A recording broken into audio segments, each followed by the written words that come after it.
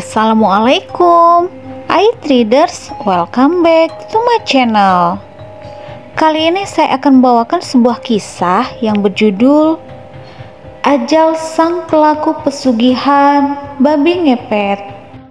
Berikut cerita selengkapnya. Mas, aku gak mau ngelakuin kayak gini lagi, ujar Dina sembari menangis.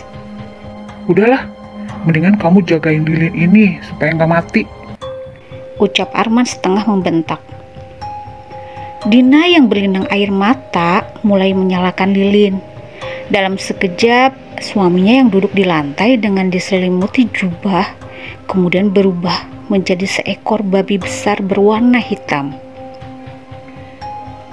Sudah 7 kali Arman dan Dina melakukan pesugihan babi ngepet, dan ini adalah upaya mereka yang ke-8. Adapun percobaan pertama mereka lakukan karena desakan ekonomi. Awalnya, baik Arman maupun Dina tidak memiliki pikiran sama sekali untuk melakukan pesugihan babi ngepet.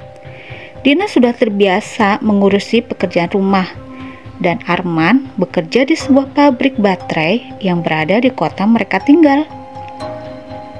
Semua berubah ketika goncangan ekonomi pada pabrik tempat Arman bekerja, yang dampaknya adalah gelombang PHK besar-besaran. Arman yang saat itu sudah memiliki jabatan bagus harus tersapu bersama ratusan pekerja lainnya. Peristiwa menyedihkan ini membuat Arman harus luntang-lantung mencari pekerjaan lain. Ia sudah mengirimkan lamaran ke 5 perusahaan berbeda, tapi tak ada satupun yang membalas. Pria itu berasumsi bahwa penolakan yang terjadi dalam upayanya mencari pekerjaan diakibatkan oleh usianya yang hampir menginjak 45 tahun. Uang pesangon pun tidak mereka manfaatkan dengan baik. Baik Arman maupun Dina merasa tidak memiliki kemampuan untuk mengelola bisnis, sehingga mereka memilih untuk menyimpannya, berharap ada peluang bisnis yang cocok untuk mereka pekerjakan. Nasib berkata lain, uang pesangon mereka yang semakin menipis tidak diiringi dengan usaha mereka untuk mendirikan sebuah bisnis.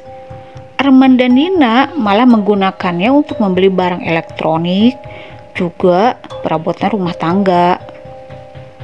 Arman sebenarnya sempat menyicil sepeda motor yang ia gunakan untuk bekerja sebagai ojek, tapi penghasilannya tersebut tidak dapat menutupi kebutuhan keluarganya, sehingga motor tersebut harus ditarik lagi karena putusnya uang cicilan. Sebagai kepala keluarga, Arman bingung melihat keadaan ekonominya yang sekian memburuk. Semua itu diperparah dengan anak sematawayangnya, Hilman, sebentar lagi duduk di bangku SMP yang dimana memerlukan biaya yang sangat banyak. Himpitan ekonomilah yang membuat mereka memutuskan untuk melakukan pesugihan babi ngepet. Berkat bantuan seorang dukun yang dikenalkan oleh teman lama Arman dan Dina berada di sebuah situasi yang dapat memulihkan keadaan ekonomi mereka. Saat itu di desa mereka baru saja kedatangan sepasang suami istri. Sang suami adalah pensiunan tentara dan sang istri seorang wirausaha yang menjual busana muslim. Arman dan Dina menjadikan mereka sasaran pertama karena asumsinya bahwa orang yang baru tidak tahu apa-apa tentang tempat tinggal mereka. Ternyata benar saja, upaya mereka tidak sesulit yang mereka pikirkan.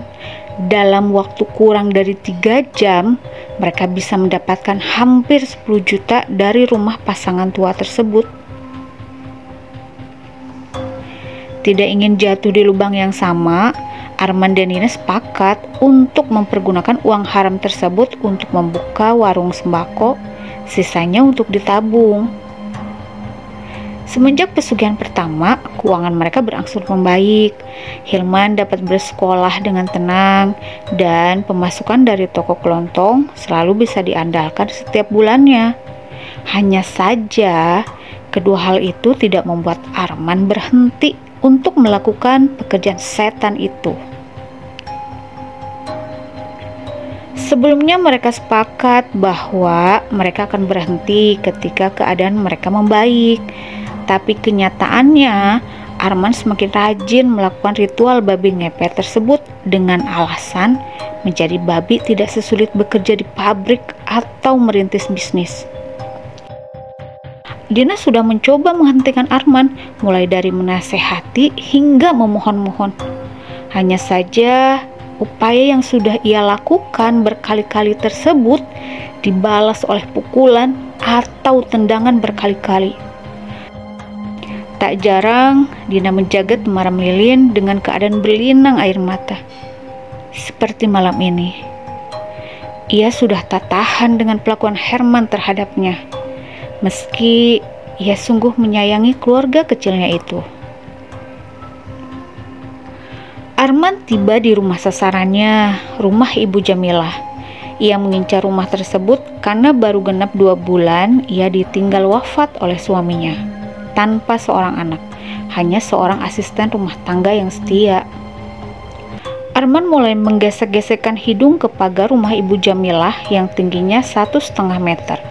Entah bagaimana caranya, dengan menggesek-gesekkan hidung ke pagar rumah sasaran, uang si pemilik rumah otomatis berpindah ke hadapan Dina.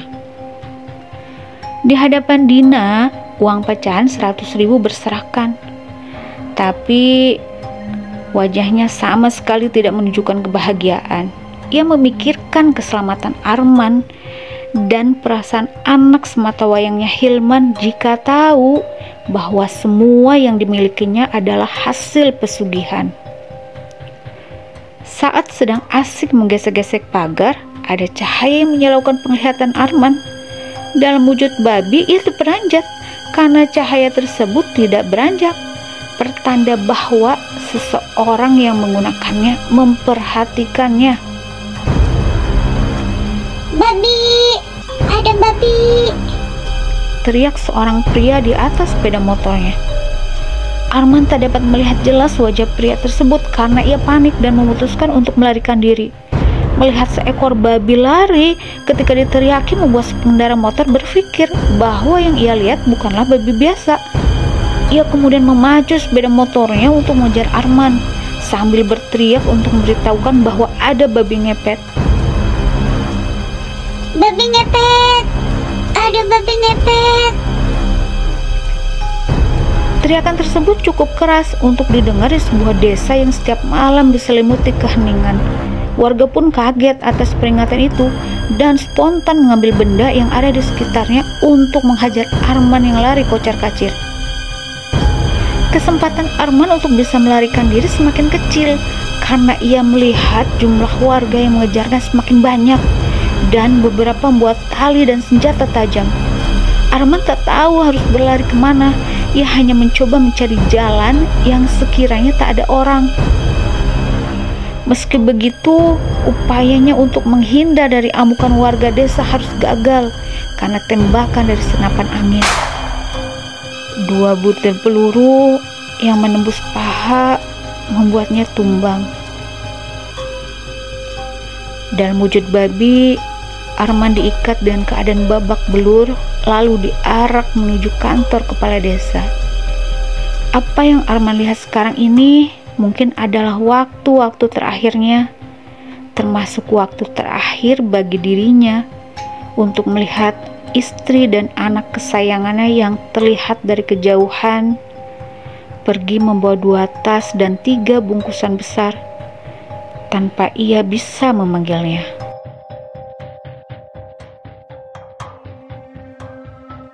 Semoga dari kejadian ini kita bisa mengambil hikmah bahwa sesulit apapun hidup, semoga kita tidak mengambil jalan pintas yang justru bisa membahayakan diri kita dan keluarga kita. Pada akhirnya, kita sendiri yang rugi.